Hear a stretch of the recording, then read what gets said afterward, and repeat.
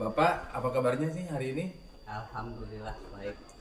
Baik Pak, hari ini kita adakan percakapan praobservasi sebelum nanti saya amati proses pembelajaran yang akan Bapak lakukan di dalam kelas ya. Sebelumnya saya melakukan supervisi kelas. Tujuan dari supervisi ini yaitu untuk mengetahui dan mengevaluasi jalannya proses pembelajaran yang Bapak lakukan. Dan kenapa kita melakukan percakapan praobservasi? Itu sebagai persiapan awal sebelum nanti Bapak melakukan kegiatan pembelajaran di kelas agar lebih siap gitu Pak. Nah, untuk percakapan hari ini kalau boleh saya tahu, apa sih harapan Bapak dalam percakapan kita siang hari ini sebelum kita melakukan observasi? Harapannya kira-kira apa Pak?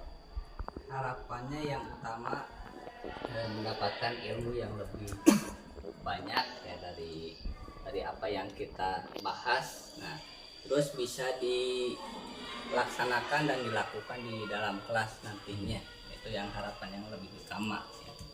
Terus yang kedua harapannya agar proses belajar mengajar nanti di kelas lebih kondusif lagi, lebih terencana lagi, dan fokus kepada peserta didik ya, supaya peserta didik lebih paham apa yang disampaikan dan yang kita harapkan juga sesuai dengan tujuan pembelajaran nanti. Bagus Pak, itu baik. Kemudian Pak, untuk materi Pak, untuk materinya kira-kira apa sekarang tuh Pak? Untuk materinya tentang arti dan makna Sumpah Pemuda. Oh iya, pelajaran PPKN ya? Iya, PKN. Iya. Ya, rencananya di kelas berapa? Di kelas 8 jam ke-1 ke-2. Oh iya, iya. Nah, kemudian untuk tujuan pembelajarannya kiranya apa Pak? Tujuan pembelajaran yang pertama, peserta didik dapat membaca, memahami buku teks PKN tentang arti dan makna Sumpah Pemuda.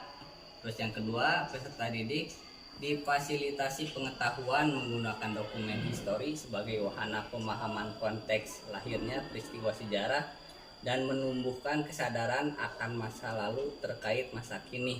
Itu tujuan pembelajarannya. Terima kasih Pak, itu untuk tujuannya. Nah, untuk penerapan pembelajarannya atau model pembelajarannya itu model apa, dengan cara seperti bagaimana gitu? Untuk model pembelajaran kita menggunakan model pembelajaran untuk diskusi ya, diskusi kelas.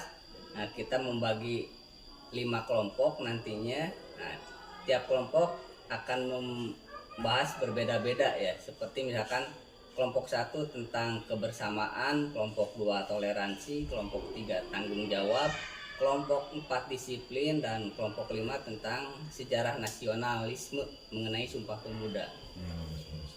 Kemudian ini Pak, untuk medianya, kira-kira medianya yang Bapak akan gunakan itu apa? Untuk media kita menggunakan PowerPoint ya, atau Canva ya, nanti supaya siswa akan lebih paham lagi kalau melihat tayangan secara langsung.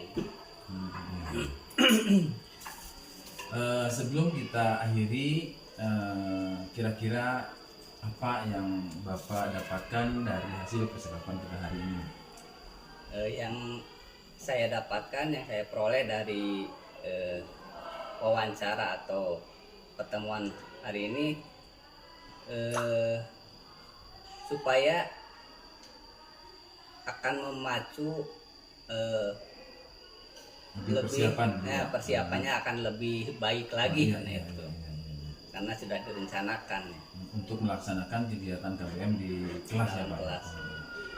Terima kasih Pak atas waktunya. Jadi sekarang kita siap-siap untuk melaksanakan kegiatan observasi kelas, yang nantinya setelah selesai kegiatan observasi kelas kita lanjutkan dengan kegiatan pasca observasi ya Pak, dari hasil kegiatan observasi nanti saya di kelas.